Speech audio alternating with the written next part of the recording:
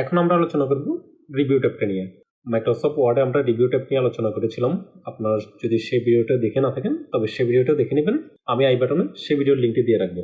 Microsoft word এবং Excel review ট্যাবটি একইভাবে কাজ করে। আপনারা যদি এখানে লক্ষ্য করেন তবে দেখবেন এখানে বেশ কয়েকটা গ্রুপ রয়েছে: proofing, accessibility, insight, language, comment, protect এবং ইঙ্ক। আমরা প্রথমে প্রুফিংটা নিয়ে দেখি। প্রুফিং এর মধ্যে তিনটা option: spelling, Theseus, word statistics.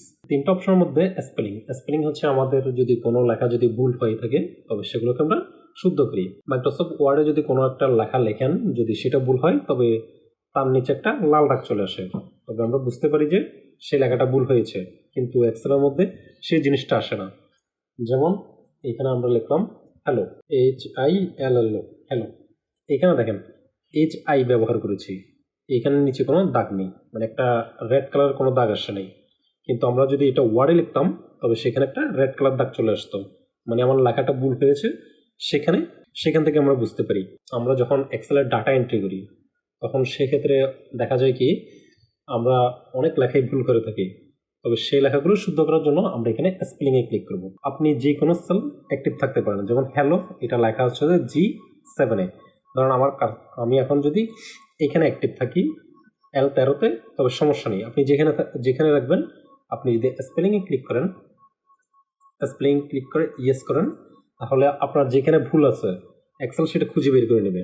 এখানে দেখেন আমার উপরে যে লেখাটা লিখেছি সেটা উপরে আছে এবং নিচে আমাকে সাজেস্ট করতেছে আমি কোন ওয়ার্ডটা এখান থেকে নিতে যাচ্ছি। যে ওয়ার্ডটা নিতে যাচ্ছি, যেমন হ্যালো, এই ওয়ার্ডটা নিলাম। চেঞ্জ করলে এখানে দেখেন আমার হ্যালোটা চেঞ্জ হয়ে গিয়েছে, আবার এখানেও চলে আসে চেঞ্জ। যেমন আরেকটা ওয়ার্ড নিলাম, লার্ন নিলাম। এখন যদি স্পেলিংয়ে আসি, ইয়েস। এখন দেখেন আবার আমাকে খুঁজতে বলতেছে।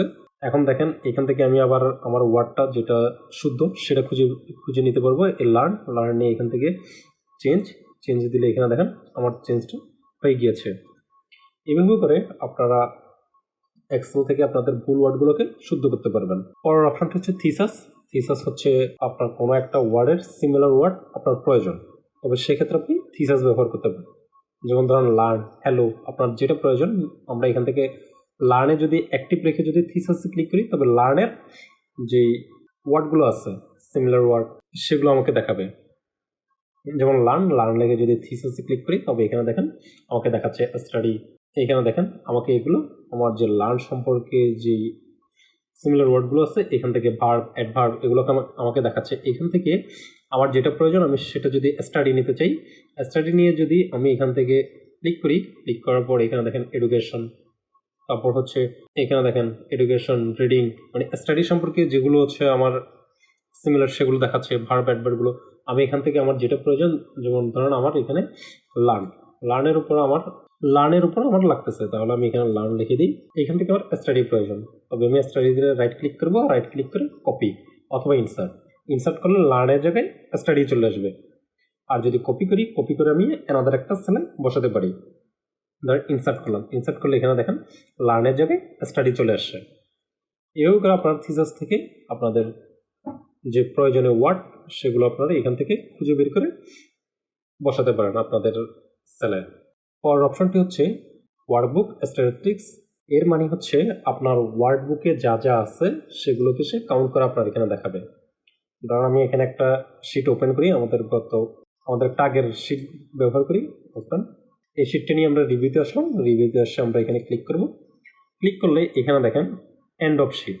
আমার শিটটা শেষ হয়েছে H41। আমরা যদি একটু চেক করি তবে এখানে দেখেন এজ আর এখানে 41। তারপর sales of column, sales with data, আমার ডাটা আছে 328টাতে। টেবল, এখানে আমার কোনো টেবল ব্যবহার হয়নি। ফর্মুলা 35। আমরা যদি আমাদের ফর্মুলাটা চেক করি এখানে দেখেন এই সেলে আমরা এস কলামে আমাদের ফর্মুলাগুলো ব্যবহার করেছিলাম। আমরা ক্লিক করলে এখানে দেখেন আমরা যে গুণ করেছি ফর্মুলা সেটা এখানে দেখাচ্ছে। তাহলে এখানে আমাদের টোটাল আমাদের এখানে কাউন্ট করলে 40টা আসে, কিন্তু আমাদের সেখানে দেখাচ্ছে আমাদের ফর্মুলা 35টা ব্যবহার করছি। আমরা যদি নিচের পাশটা দেখি, আমরা নিচের পাশটা কপি করে আসলাম, এখানে দেখেন আমার ফর্মুলা নেই। আবার যদি এই উপরটাতে ক্লিক করি তবে এখানে দেখেন আমার ফর্মুলাটা দেখাচ্ছে। তাহলে এখানে ক্লিক করে আমরা দেখতে পারবো আমাদের কয়টা ফর্মুলা ব্যবহার করেছি। তারপর হচ্ছে শিট 3, আপনারা যদি এখানে লক্ষ্য করেন তবে শিট কিন্তু একটাই আছে, তাহলে আরও দুটো শিট। আমরা যদি এখানে রাইট ক্লিক করে আনহাইডে আসি, তবে এখানে দেখেন আমাদের দুটো শিট এখানে হাইড করা আছে। আমরা যদি এগুলোকে ওকে আবার এটাকেও আনহাইড করি, ওকে, তিনটে। এখন আমরা আবার ব্যবহার করে রিভিউতে আসি, ক্লিক করলাম। এখানে দেখেন পিভট টেবল একটা, তারপর হচ্ছে ফর্মুলা 35 চার্ট একটা। আমরা যদি এখানে দেখি, দেখেন আমরা এখানে একটা চার্ট ব্যবহার করেছিলাম আর এখানে একটা পিভট টেবল ব্যবহার করেছিলাম, যেগুলো আমরা এখান থেকে দেখতে পারবো। আপনার এক্সেল ওয়ার্কবুকের পুরো ডিটেলসটা আপনি এখান থেকে দেখতে পারবেন। এরপর হচ্ছে অ্যাসেসবিলিটিটা আমি আপনাদেরকে ওয়ার্ডেও বলেছিলাম। অ্যাসেসবিলিটিটা হচ্ছে তখনই আপনার ফাইলে যদি কোনো এরর থাকে সেগুলো শো করবে। আমরা যদি ক্লিক করি, এখানে দেখেন আমার ফাইলে কোনো এরর নেই, যার কারণে এটা শো করতেছে না। ধরেন আমরা এখানে একটা এরর করি, স্টাডি, এই লেখাটার আমরা ফন্ট কালার দিলাম হোয়াইট, তারপর হ্যালো এটারও ফন্ট কালার দিলাম হোয়াইট দেওয়ার পর আমাদের এখানে যে লেখাটা লিখেছি সেটা এখন আমাদের এক্সেল শিটের সাথে মিশে গিয়েছে, এখন সেটা আমরা দেখতে পাচ্ছি না। এখন যদি আমরা রিভিউতে আসি, অ্যাসেসবিলিটি দিয়ে চেক করি, তবে আমাদের এখানে দুটো এরর দেখাবে। এখানে ক্লিক করলাম, ক্লিক করার পরে এখানে দেখেন আমার এররটা দেখাচ্ছে হার্ড টু রিড, আমার এররটা হচ্ছে হার্ড টু রিড। এখন যদি আমি এখানে অ্যারোতে ক্লিক করি, তবে এখানে দেখেন G7 sheet 1 and 1 other sell এবং আরেকটা আছে অন্য সেল। এখানে ক্লিক করব, এখানে ক্লিক করার পর আমার এখানে দেখেন আমার দুটো যে লেখাগুলো ছিল এগুলো এখানে শো করতেছে। আপনারা যদি একটু লক্ষ্য করেন তবে দেখেন এখানে দেখাচ্ছে। এখন আমরা এখান থেকে ফন্ট কালারটা চেঞ্জ করতে পারবো, অথবা আমাদের উপরে এখানে দেখেন অ্যাসেসবিলিটি একটা ট্যাব ওপেন হয়েছে, আমরা সেখান থেকেও অ্যাপ্লাই করতে পারবো। আমরা এখানে প্রথমটা ক্লিক করলাম, ক্লিক করে এখান থেকে আমরা ফন্ট কালার দেখেন আমার দুটোই এখানে শো করতেছে। এখন এইভাবে করে আপনারা অ্যাসেসবিলিটি দিয়ে চেক করতে পারবেন আপনাদের এখানে যদি কোনো এরর থাকে। আরেকটা জিনিস, আমরা যখন এগুলো নিয়ে আসছি ব্ল্যাক করছি, তখন এখানে দেখেন আমাদের এররটা কিন্তু আবার চলে গিয়েছে। এইভাবে করে আপনারা এররগুলো সলভ করতে পারবেন। তারপর অপশনটি হচ্ছে স্মার্ট লুকআপ। স্মার্ট লুকআপটি হচ্ছে আপনি যদি আপডেট ভার্সন ইউজ করেন তবে সেখানেই পাবেন, ওল্ড ভার্সনে স্মার্ট লুকআপ অপশনটি নেই। স্মার্ট লুকআপটি হচ্ছে আপনার স্মার্ট লুকআপ ব্যবহার করার জন্য অবশ্যই আপনার পিসি অথবা ল্যাপটপে ইন্টারনেট কানেকশন থাকতে হবে। ইন্টারনেট কানেকশন না থাকলে সেক্ষেত্রে আপনি এটা দিয়ে কাজ করতে পারবেন না।